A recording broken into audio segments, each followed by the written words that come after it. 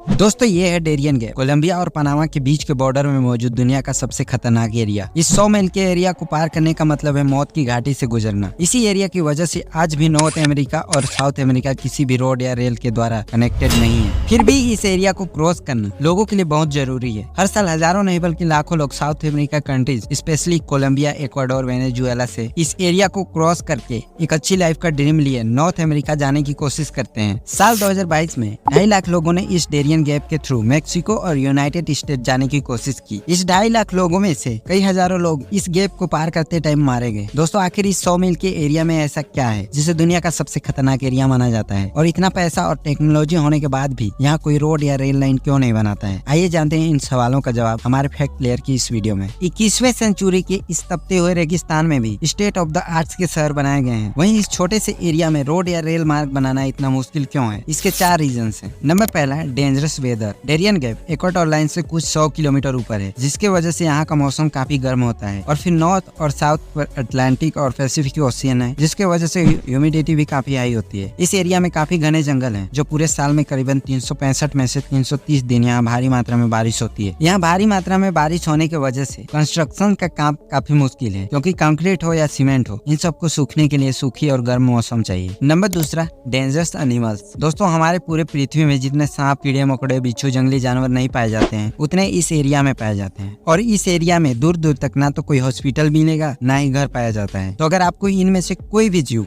काट ले तो आपका बच पाना नामुमकिन है। नंबर तीसरा पॉलिटिकल एंड हिस्टोरिकल रीजंस। दोस्तों दरअसल कुछ कंट्रीज चाहते ही नहीं है कि यहाँ कोई रोड या रेल नेटवर्क बने, खासतौर पर अमेरिका और पनामा। दरअसल 19वीं सेंचुरी में पनामा कोलंबिया का ही एक भाग होता था, लेकिन इसी डेरियन गैप की वजह से कोलंबिया को अपने कंट्रोल में रखना बहुत ही मुश्किल था, और अमेरिका पनामा को कोलंबिया में शामिल होने नहीं देना चाहता था। अगर डेरियन गैप में रोड या रेल नेटवर्क बन जाता तो पनामा आसानी से कोलंबिया पर आ जा सकता था और अपना पूरा हक कोलंबिया पर जमा लेता। इसी रीजन से चाहकर भी अमेरिका इस डेरियन गैप पर रोड नहीं बनने देगा। नंबर चौथा स्टॉपिंग इलीगल माइग्रेशन। दरअसल लेडी अमेरिका पॉलिटिकली और standard of the living wise north America से काफी पीछे है। साउथ अमेरिका के ज्यादातर कंट्रीज भी गवर्नेंस और पॉलिटिकल इलिबिलिटी का शिकार है, जिसकी वजह से लाखों लोग एक अच्छी लाइफ के लिए कंट्रीज छोड़कर कहीं और जाना चाहते हैं। और इन सब लोगों के लिए कुछ ही मील दूर अमेरिका से बेहतर और कोई ऑप्शन ही नहीं है। अमेरिका कई सालों से अपनी माइग्रेशन पॉलिसी सख्त कर चुका है, जिसके बाद इन लोगों के पास एक ही हल बचता है कि वे इलीगल तरीके से अमेरिका पहुंचे। लेकिन इसके लिए उन्हें अपनी जान खतरे में डालकर इस डेरियन गैप से गुजरना होगा। दोस्तों हर साल हजारों लोग इसी गैप से सेंट्रल अमेरिका और मेक्सिको से होकर अमेरिका में एंटर करते हैं, लेकिन इन सब में सबसे बड़ी रुकावट ये डेरियन गैप। गरीबी से तंग लोगों के पास अमेरिका न जाने के अलावा और कोई ऑप्शन ही नहीं है। इन्हीं लोगों को अमेरिका जाने से रोकने के लिए सरकार द्वारा इस डेरियन गैप में रोड या रेल नेटवर्क बनाने से रोक लगा दिया जाता है। तो दोस्तों ये थे इस डेरियन गैप पर रोड या रेल लाइन न बन पाने के 4 रीजन। तो दोस्तों मिलते हैं अगले वीडियो में ऐसे ही कुछ इंटरेस्टिंग टॉपिक के साथ। उससे पहले वीडियो को लाइक और चैनल को सब्सक्राइब करके रख लीजिए। Thank you.